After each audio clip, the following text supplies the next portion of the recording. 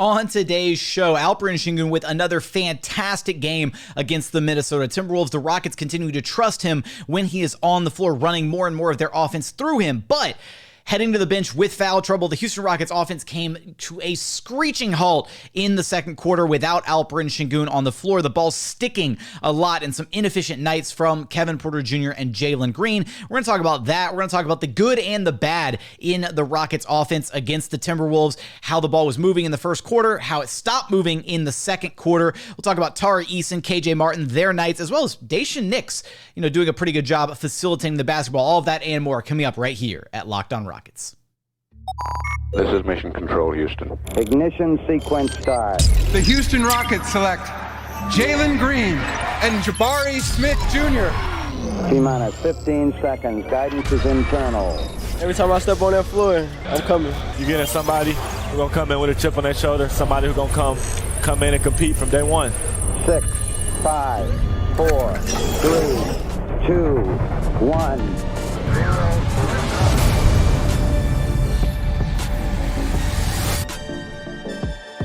What's up, and welcome to another edition of Locked On Rockets, your daily podcast, home for everything Houston Rockets basketball. As always, I'm your host, Jackson Gatlin, native Houstonian, a credentialed media member. I'm also the host of Locked On NBA Mondays, host of the State of the Rockets podcast, as well as Rockets Watch. Be sure to follow along on Twitter at JT Gatlin, and the show, of course, at Locked On Rockets. Free and available wherever you get your podcasts, including YouTube. Just go to YouTube, search Locked On Rockets. Be sure to like, comment, and subscribe. Now, today's episode is brought to you by Prize Picks. First-time users can receive a 100% instant deposit match up to $100 with promo code Locked On. That's prizepicks.com, promo code Locked On. We're going to talk a little bit about Alperen Sengun's continued brilliance when he's on the floor. Keyword, when he's on the floor. The foul trouble was an issue against the Timberwolves. Rockets offense looked really good in the first quarter, minus the turnovers. And then it just came to a screeching halt in the second quarter against the T-Wolves when Alperen Sengun went to the bench and when Jalen Green and Kevin Porter checked back in. This was a bad game from Jalen Green and KPJ. We'll talk about that. We'll talk about the ball movement, the turnovers. It's one of the issues as to why the Rockets are struggling to break down defenses in the half court, why the offense looked so bad there in the second quarter. But let's start with Alperen Sengun here, because he is your Locked On Rockets player of the game and had a fantastic night, although his minutes were all it was a really weird night for LP minutes wise, right? Because he only played 20 minutes. He had 17 points, 7 rebounds, 5 assists, only a couple turnovers, 8 of 9 shooting from the floor. Had Karl Anthony-Towns in a blender, just, spinning on him left, right, at one point hit a fadeaway over the top, just doing all sorts of things to make Karl Anthony-Towns' life hell on that side of the floor. Really, again, like I said, putting him in the blender and getting whatever he wanted down low whenever he did get the opportunities to touch the basketball. And his role this game felt weird, right? Because the Rockets are doing a much better job of getting him the ball and letting him go to work, but he still has to do a better job as well of not picking up ticky-tack fouls. I liked what Steven Silas was doing with the substitution pattern this game, because it felt like Silas was very intentional about subbing Alp out kind of early. He came out around the 6-minute mark of the first quarter, and things looked good in that first quarter.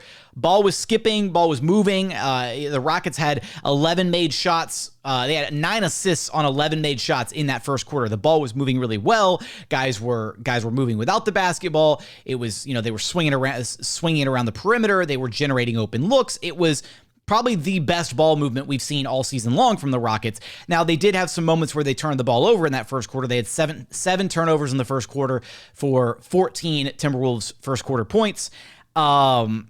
But I mean, it felt like that first quarter, everything was either ending in a made bucket or a turnover. And, the turnovers were not backbreaking, but they were it was kind of hard at times. I mean, the T-Wolves into the quarter +6. There's a 40-34 first quarter stretch. But back to Alperen Sengun, the Rockets were running a lot of their stuff through Alp, and it looked, pardon me, looked really solid. And then he subbed out kind of early, Usman Garuba comes in, the ball keeps moving, and it didn't suddenly change when Alp hit the bench. Like, the ball kept moving, they kept finding open shooters. The Rockets offense just looked like it was flowing the best it had been flowing all season long in the first quarter against the T-Wolves. But then second quarter comes along, and Alperen Sengun is back in the game, top of the second quarter, and he picks up, a quick third foul, not too far into the second quarter, and basically has to sit the rest of the half. And that's where things completely started to fall apart for the Rockets. They made a handful of shots. It was they made 3 shots, I believe, in the top of the second quarter, and things were, slowing down a little bit. The T-Wolves were defending things a little bit different in the pick and roll, and we'll talk about that a little bit in segment 2 as to, why the ball started sticking there in the second quarter. But a big part of the issue was Alp picking up that third foul and being forced back to the bench, and then the Rockets not being able to have him on the floor to continue doing what they were doing in the first quarter, which is really using Alp as kind of not necessarily a decoy, but just using him to open things up, with the T-Wolves defense, right? Alp was setting really, really good screens early in the game. He was allowing the ball handlers kind of get going downhill, and then even when they weren't going downhill, they were doing a good job of finding him in the middle of the floor, and then he was doing a good job making the subsequent secondary read to kick it out to an open shooter or swing the ball to the other side of the floor, whatever. And that's why the Rockets offense looked as good as it did in that first quarter. Again, the ball was moving, guys were cutting. The Rockets were generating some of the best offense that they have generated all season long in that first quarter. And it just disappeared. It completely disappeared when they got to kind of the second half of that second quarter. And I do want to talk about the frustrations from that quarter, but I just want to make sure that with Alperen Sengun, his night, and I had these stats pulled up because I was curious to see, he finished with 5 assists, but I was curious to see how many actual potential assists he had in that game as well. Alp had 9 potential assists against the T-Wolves. So not only did he finish with 5 actual assists, on top of that, he could have had 9 more assists, 9 potential assists in a given game. That is really, really solid for a big man. And that just shows that the offense and the opportunities that he is generating when he is on the floor are legitimate. They are real opportunities.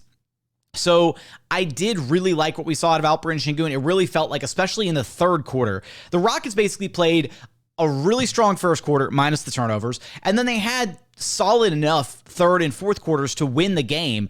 It was just their second quarter was so bad that they dug themselves into a hole, and then they basically just kept the scoreboard moving the rest of the game with the T-Wolves. There wasn't a whole ton of defense being played on either side. No Rudy Gobert for the T-Wolves. They looked a lot better offensively without Rudy Gobert crowding things out on the floor. But then defensively, they were allowing a lot of easy buckets. I mean, the Rockets were kind of getting whatever they wanted through, 3 quarters of this game, and then they could not get anything going in the second quarter because, again, the ball handlers weren't doing their jobs, the right passes weren't being made. I want to talk about the second quarter struggles here in just a second, but again, Alperen Sengun continues to showcase his skill set, and I thought this was really interesting. Via B-Ball Index, there's a scatter plot that shows the rim shot making ability and rim shot creation of players across the entire NBA. And I didn't have a chance to whip this up into a graphic for our YouTube viewers, but at the top of this list, at the top of this metric with these stats, Alperen Sengun has some really, really impressive company at the top of this board. So it's Luka Doncic, very clear-cut ahead of the pack for rim shot making and rim shot creation. And then you have Ja Morant is right there next to Luka Doncic. And then right behind Ja Morant, you have a cluster of 3 names, and it's Alperen Sengun, Anthony Edwards, and Shai Gilgeous-Alexander. So for Alp to kind of be in that top 5 of that statistical category of being able to generate good looks at the rim and actually convert on those looks at the rim, that is elite company for Alperen Sengun. So his play continues to prove that when he is given adequate minutes, adequate reps, he's able to produce on the court. And again, the minutes in this game were a little weird for Alp because he had the foul issue, so he had to sit the entire, the rest of the second quarter. He played his normal amount of minutes there in the third quarter, but Steven Silas was still kind of doing the early substitution pattern thing with him. And then the fourth quarter, the game was kind of, not quite lost at that point, but it felt like Steven Silas was just riding with the bench guys for a little bit longer than he would have normally gone in a regular game. And so Alp finished with just 20 minutes, but it wasn't like he was being, it wasn't like he was in the doghouse or not getting minutes because he wasn't playing well. It was just like a weird substitution pattern kind of thing in this game where I liked what Silas was going for originally, because it felt like what the intention was to get Alp away from Jalen Green and KPJ at the top of the second quarter and go back to running the offense through him quite a bit. And we kind of saw that at the top of the second. But then that third foul got picked up. Alp had to head to the bench, and they basically played the final 7.5, 8.5 minutes of the second quarter with no Alperen Sengun on the floor. So Garuba wound up clocking in a lot more minutes than was probably originally planned for this game. He wound up having 25 minutes off the bench in this one. We'll talk about Garuba's production a little bit later on. But coming up, I do want to talk about the second quarter issues, the turnovers, the lack of ball movement, all of that, and it's stemming from, unfortunately, Kevin Porter Jr. and Jalen Green, the Rockets' primary ball handlers. We're going to talk about that after a quick message from our friends over at Prize Picks. Next game, how about Jalen Green to score more than 23.5 points? How about Alperen Sengun to snag more than 8.5 rebounds? Why don't we say KPJ? I mean, he's kind of been struggling with facilitating the ball less. We'll say KPJ under on 7.5 assists, and then Jabari Smith Jr., hopefully probable to make his return to the lineup. We'll say more than 2.5 threes for Jabari Smith Jr. against fellow top draft pick Paolo Banchero. So what is Prize Picks? How does it work? You pick 2 to 5 players, and if they score more or less than their Prize Pick projections, you can win up to 10 times back on your money on any entry that you submit. No competing against other people. It's just you versus the projections available. Prize Picks offers projections on any sport that you watch. That's NBA, NFL, MLB, NHL, you name it. They've got you covered over at Prize Picks. Entries can be made in 60 seconds or less. It's that simple. Download the Prize Picks app or go to prizepicks.com to sign up today to play daily fantasy sports. First-time users can receive a 100% instant deposit match up to $100 with promo code LOCKEDON. If you deposit $100, Prize Picks will give you $100. If you deposit $50, Prize Picks will give you $50. Don't forget to enter promo code LOCKEDON at sign up for an instant deposit match up to $100. And continuing on here at Locked On Rockets, your daily podcast home for everything Houston Rockets basketball. Now, as good of a first quarter as the Houston Rockets played in this game, their second quarter was absolutely abysmal. So in that second quarter, the stretch that really killed the Rockets was the moment that Jalen Green and Kevin Porter Jr. checked back into the game at the 7:38 mark of the second quarter. From the 7:38 mark of the second quarter all the way to halftime, the Rockets managed to only score 9 points. They made only one shot. They were 1 of 10 shooting from the floor. KPJ with the only shot made, but he was 1 of 6 shooting from the floor. A whopping 16.7%. They got to the free throw line a handful of times. Both Garuba got there, Jalen got there, KPJ got there. They were 6 of 8 total at the line, 75%. But in that stretch, they also had 7 turnovers. So the Rockets had 7 turnovers across the entirety of the first quarter, but they were moving the ball well. Again, 11 made shots, 9 assists, solid ball movement. You take that. You want to cut back on the turnovers, but that's kind of a side effect of moving the basketball as well as they were. Sometimes the passes weren't quite there, some miscommunication. Turnovers are going to happen as you're trying to iron out the wrinkles within an offense. But it was encouraging to see the Rockets moving the ball that well. In the second quarter, again, Alperen Sengun having to ride the bench because he had 3 early fouls. The Rockets offense basically did not adjust to how the T-Wolves decided to start guarding things. So basically what happened in the first quarter with Karl Anthony-Towns being involved in a lot of the pick and roll actions, Cat was just dropping incredibly low. Like Cat was like nowhere near any of the action, not anywhere near the level of the screen, all of that. And the Rockets were picking apart that defense. And because there was very little pressure on the ball handler, the Rockets were actually doing a really good job of, all right, screen happens, ball handler starts going downhill, defender is chasing the ball handler over the top of the screen. Karl Anthony-Towns is dropping super low. Cool. Hit the roll man with the pass, whether it's Alperen Sengun, whether it's Usman Garuba, it doesn't matter. Hit the roll man with the pass. Roll man either makes a play or kicks it out to the next person, whatever. The Rockets were doing a good job of that. They were even doing a good job, Eric Gordon, a couple times, skipping the pass across the court to like the open corner or the open guy on the wing. And things look good. But then the T-Wolves adjusted their defense in the second quarter. And basically, through a combination of Naz Reid when he was out there in the second quarter, as well as Karl Anthony-Towns when he was out there, the T-Wolves did a different job of basically playing at the level of the screen. And so they had their big kind of jumping out at the ball handler, including Karl Anthony-Towns. It's still Cat, so it's not going to be perfect when he does it, which is why it was frustrating watching the Rockets not be able to do anything with this, because they were basically getting the screen. Two guys were jumping out at the ball handler, preventing the ball handler from going downhill. And then they weren't ever making the pass over the top of the defense to the wide open roll man. So that happened multiple times with Alperen Sengun. That happened very consistently with Usman Garuba. And from the moment that KPJ and Jalen Green checked back into the game, it felt like every single possession was, here's the screen. Okay, cool. Screen happens. All right, there's one guy wide open, the roll man, and there's even sometimes a second guy wide open because you're making the T-Wolves defense play that like X out defense where you've got a guy who's guarding two guys on the weak side at the 3-point line, and he's kind of having to, read and react to whoever, the ball gets kicked to on the perimeter. And the Rockets failed consistently to make those reads in the second quarter to get the ball to the open man. And that was the distinct difference between the first quarter offense and the second quarter offense. Is in the first quarter, the T-Wolves defense was not great. And on top of that, the Rockets were taking advantage of the holes in the Timberwolves defense.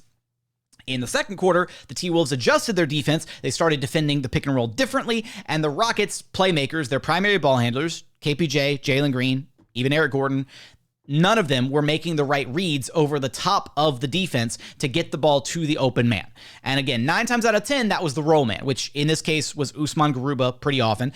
And there were even times where there was somebody wide open on the wing, right? Eric Gordon or a KJ Martin or a Tari Eason, whatever. Guys that were open on the wings that weren't receiving these passes. So it was a really, really tough third quarter to watch. Jalen Green had 3 turnovers. KPJ had a turnover, but he also had the 1-for-6 shooting. Jalen Green went 0 for 3. It was a really tough stretch of basketball to see, given how well the Rockets had played in the first quarter, and then to see it suddenly come to a screeching halt there in the second quarter. And it's frustrating because the Rockets primary ball handlers, right? KPJ, Jalen Green, they should be better at these types of reads, right? They shouldn't be over dribbling the basketball when just slightly pressured by a Timberwolves defense that's not even a good defense without Rudy Gobert out there. That should be a very simple read to make where, all right, there's 2 guys in my face. How do I get the pass over the top of these 2 guys to the open man, right? That needs to be something that they practice and that they drill repeatedly in practice, because otherwise then you're not generating an advantage, because so many of those possessions basically happened where it was, all right, 2 guys defending at the level of the screen. Cool. They stopped the downhill action. Now it's back to, all right, KPJ still got the ball or Jalen still got the ball. Isolate and try to make something happen. Let's force a shot. And that's why KPJ was 1 of 6. They got to the free throw line a handful of times, but it was probably some of the worst offense that we've seen the Rockets play this season, which again, the differences are so stark between those first and second quarter stretches. And then on top of that, the 7 turnovers. They didn't have any turnovers in the first few minutes of the quarter. The first 4.5 minutes or so of the quarter, no turnovers. And then 7 turnovers in the final, right? I want to make sure I get that actually right. Let me double check this range filter reset, because I want to make sure that I actually have that number right. They might have had a couple more turnovers. Second quarter, come on. It's not working here. Let's refresh. Anyways, but they did for sure, because I had the range filter selected on the right set. They did absolutely for sure have 7 turnovers across the final 7.5 minutes. And I was correct. So yeah, no turnovers at the top of the second quarter. Yeah, I don't have an answer at this point other than Jalen Green and Kevin Porter Jr. have been really disappointing throughout large portions of the season in how they operate out of the pick and roll. There have been some moments, and maybe, right, maybe Bruno Fernando is what they really need, right? Maybe Bruno Fernando coming back is the piece that they need. They need a larger rim running presence, somebody who can play over the top of the defense. and who they can really get going downhill with. But even then, we've seen them, when defenses really pressure the ball when they're out on the perimeter, they don't make those reads over the top. Or they don't make them consistently enough to make defenses pay. And that's where the Rockets offense really fell apart there in the second quarter. Now, I don't want to focus on all the negative because there were some other positives from this game. Again, talked about the ball movement in the first quarter at the top of the show. The second quarter was largely the reason that the Rockets lost this game, going down by as many as 19 points, I believe it was, if my quick math is correct here. Yeah, 19 points at halftime, a 28-15 second quarter in favor of the T-Wolves. And then again, the Rockets just kind of keeping the scoreboard moving the rest of the game, which just was not good enough. They weren't able to get the necessary stops to try and get themselves back into this game. I do want to talk about KJ Martin, who had a really, really solid night. Usman Garuba off the bench, Tari Eason off the bench, even Jae'Sean a little bit off the bench had a solid night. We're going to talk about those guys coming up here in just one moment. And final segment here at Locked On Rockets, your daily podcast home for everything Houston Rockets basketball. Now, as far as I will say the Rockets defense in this game was not fantastic. The Wolves, they have a 5-out offense. They're able to really stretch out the defense. There were moments where we very clearly saw Alperen Sengun getting taken advantage of defensively. There was a moment that I really enjoyed where I believe it was sometime in the third quarter where Alp got beat. Or wasn't in the right spot on a rotation or something like that. And Tari Eason, the basket mic, there we go. That's the words I was thinking of. The basket mic picked up Tari Eason telling Alp, he's like, Alp, you got to move. And I love that Tari, even though he's a rookie out there, right, kind of communicating with his, the other guys on the court and basically telling Alp, like, hey, man, you got to move, right? Like, you're not in the right spot, or, kind of just communicating wherever the breakdown happened there defensively. Because there are some issues with Alp defending, especially at the 5, and we saw that kind of with Naz Reid out there. There were some moments where Naz Reid was stretched out to the perimeter, was able to hit some threes. There were also some moments where he was able to drive the basketball in off, a catch and drive attempt from the 3-point line, and Alp was caught in no man's land trying to close out on Naz Reid, and then he would drive it in and finish over the top, and there was nobody rotating over to help Alperen Sengun. So the Rockets defense has a long, long way to go, unfortunately. But right now, I'm just kind of, I would like, for them being a young team, I would like for them to be able to kind of iron out some of the really simple fixes offensively. And then we can circle back to figuring out what's going on the defensive side of things. Because defensively, I don't know, they were good enough this game. If they hadn't had such a subpar second quarter, they were good enough to win this game. Mainly because the T-Wolves also weren't playing any lick of defense whatsoever.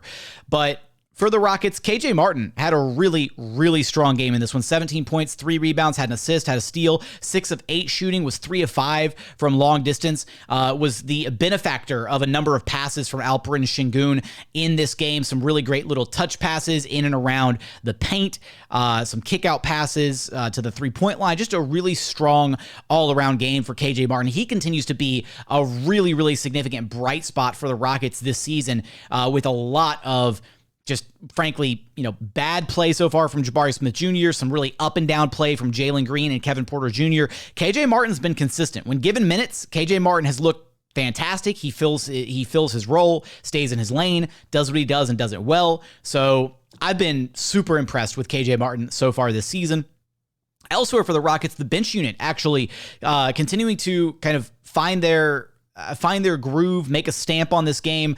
17 points off the bench for Tari Eason on 6 of 8 shooting. He was 2 of 2 from the 3-point line, which is that's a fantastic sight to see. We know that Tari Eason can hit those threes. It's not necessarily a specialty of his, but when that 3 ball is falling and he's able to do all the other things he could do on the floor, rebound at a high level, play good defense, hustle, all that stuff, 6 boards, 2 assists, had a steal, all those things that Tari Eason can kind of provide for you. The 3 ball is kind of the cherry on top of all of that. So a really nice night off the bench for Tari Eason. And then even Usman Garuba, who had, for stretches of this game, look, Karl Anthony-Towns finished with 25 points, 9 boards, 6 assists on 9 of 14 shooting.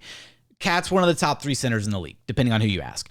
And arguably, he's a absolute, just demon to try and match up with defensively because he is a mismatch nightmare. He's a scoring machine. He can, get it done on any given night. But Garuba was making life hell for Cat in this game. They forced some turnovers out of Karl Anthony-Towns in this one. And the stretches where Garuba was in the game and where he was getting a chance to be matched up with Karl Anthony-Towns, it felt like he did a pretty solid job on him, right? Being really physical with him, really competing on the rebounds. Cat is a legit 7-footer. And Garuba is 6'8", and he was battling with him consistently, doing a good job boxing him out, making life difficult for him. Garuba finished with just 7 points, 3 boards. He had an assist. He had a couple steals. Not a fantastic stat line from Usman Garuba, but if you go back and watch the game, he really did a lot of the kind of dirty work stuff of just making Cat work for some of his shots. Because at the end of the day, especially with star-type players like a Karl Anthony-Towns, like an Anthony Edwards, whatever, those guys are going to get their buckets. Those guys are going to have strong nights. Those guys are going to be able to just, at the end of the day, good offense beats good defense, right? All you can do is try to make those guys work for their shots, right? You don't want them to get theirs and get them easily, or you don't want them to be able to, set up other guys on the team easily and suddenly the entire team is rolling and rocking because the star players are generating easy looks. You want to at least make life difficult for them. They're going to get theirs, but you make it hard. And Usman Garuba did a good job making it difficult for Karl Anthony-Towns to get his in this game when he was on the floor.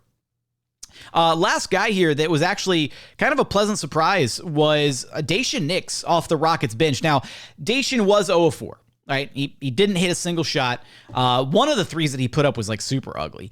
So missed a couple threes, missed all 4 of his shots from the floor.